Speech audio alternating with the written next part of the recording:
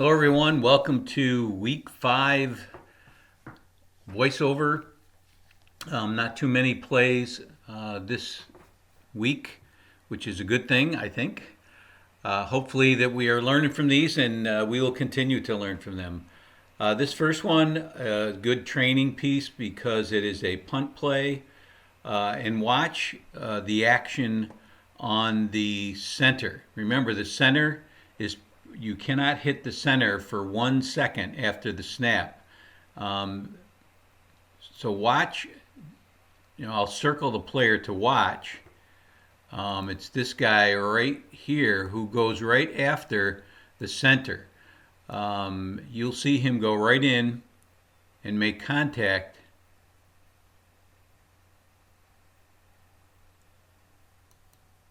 I'm sorry, it was the other guy.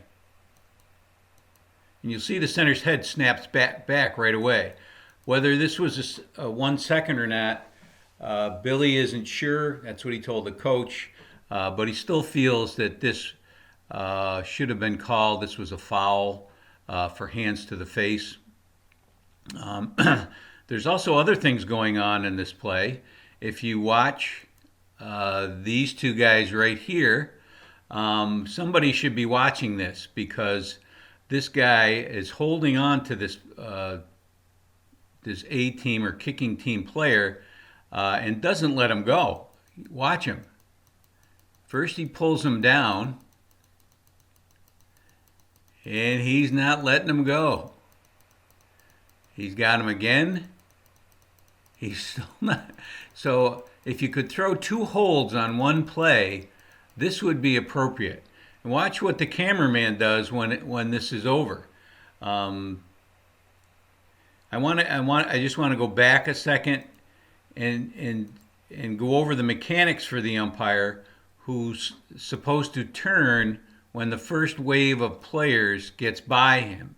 Okay, this is the first wave of players right here. And he's turning as they go by him. So the mechanics for the umpire are good. He gets over to the hash marks, that looks in. Don't know why he didn't see this action over here.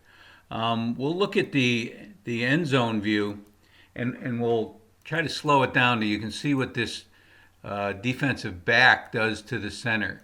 Ball's just snapped. And this can't be a second. He's just lifting his head up and he gets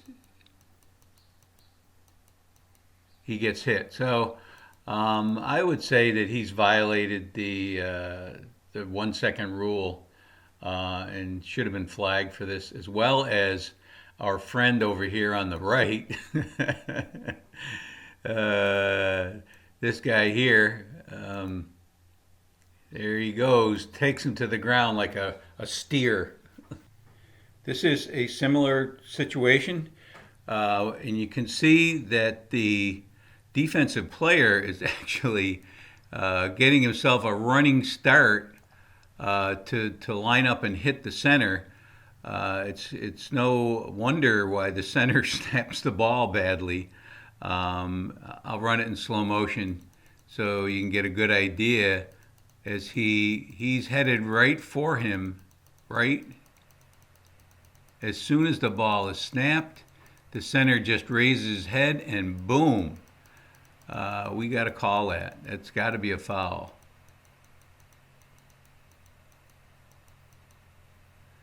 And the ball goes through the end zone for a safety. This is the last one I'm going to show. But these guys should at least been talked to about this because they're continuing to hit the center after the snap. Bill believes this was delayed and wasn't as quick as the last two. So we'll show, and it looks like number 8 here is going to come in, and he hits him pretty quickly. So you got to talk to these guys. And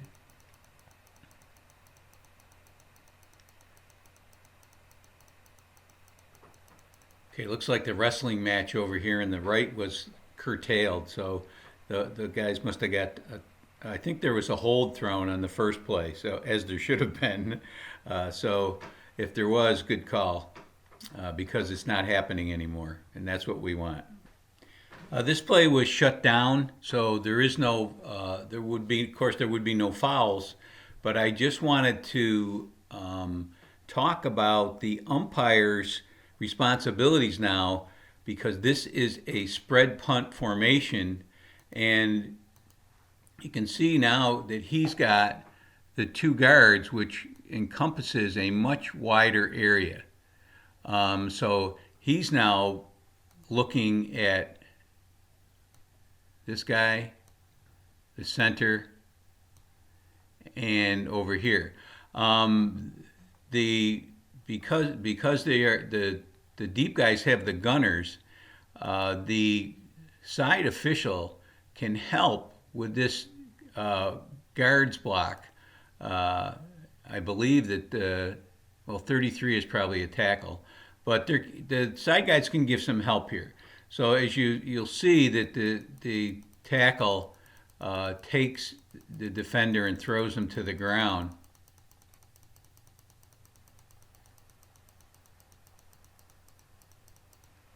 Grabs him and throws him to the ground.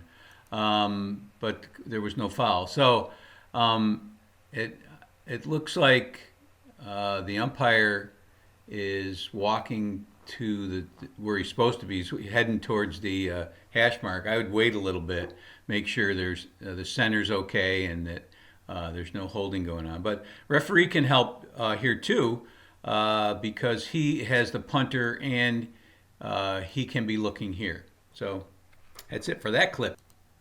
This next play is a late hit that the coach questioned, the coach from the team in white, and Bill supported, and I agree. Of course, how can I disagree with Bill? But you'll notice I'll stop it when it's about to happen. Okay, all right. Forward progress is stopped right there. There should be whistles, and you'll see what happens here. This is actually a blindside block, and you can see it right here. It's about to take place, and this play has been stopped for a good second or two, and this guy just clocks him, knocks him down, and the umpire throws a flag, and Bill supports it, which I am happy to hear. You'll see it from the wide shot. Again, I'll stop it when it gets close. There he is, lining him up. You can see this defender is completely out of the play, is slowing up. And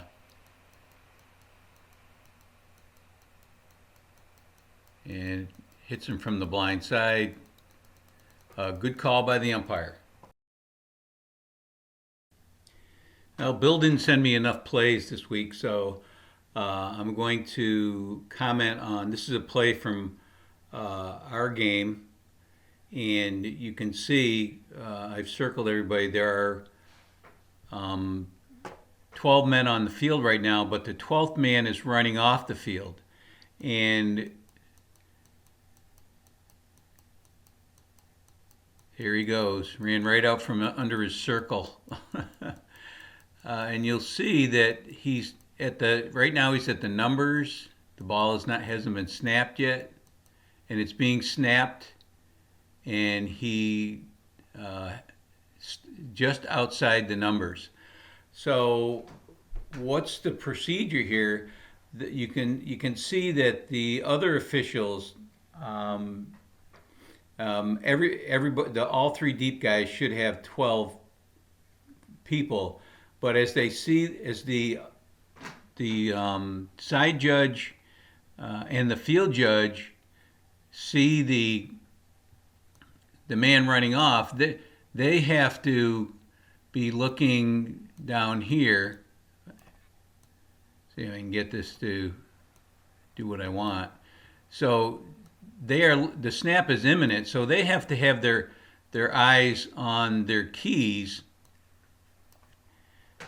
and they don't know if this guy has gotten off the field or not. So they can't throw the flag. It's definitely the field judge and the line judge who need to throw the flag, and then if they're not sure, if you're not sure, you then you count them. If there are 11 players on the field, now you got a flag. But this guy's close enough to throw a flag. If this was the last series of the game was out of.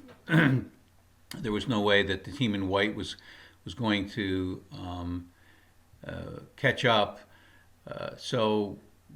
But it's still a learning experience.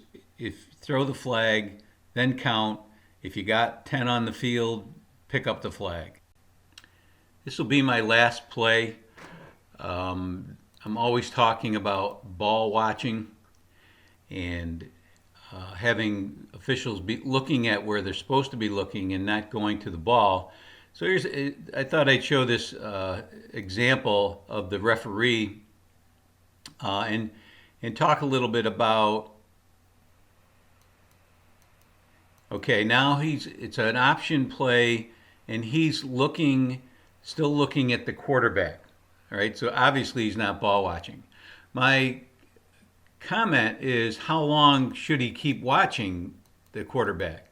Right now, he should be turning his attention to the point of attack, and the side official should be watching the point of attack, and the downfield guy should be looking at blocks in front. So good job staying with the quarterback. My contention is that we need our side officials who are away need to be following up everything behind the run. The referee now needs to pay attention to what's going on at the point of attack and stop looking at his quarterback who's being tackled because it's an option offense. So you can see he's still looking at him, and the play is way better. So something's going on over here. I can go back to the wide view to see if there is anything going on with the quarterback. And he's being tackled, and that's where the side official needs to be looking here. And as I said last week, you might want to tell the umpire, I'm behind you. Because you can see now the umpire's moving to the point of attack. The referee should be moving to the point of attack. So all of these people now, including over here. So all of these people are unwatched, and you can see there's a mess here. So that's my final piece of feedback for week 5. Keep up the good work, and you will be putting me out of business before long.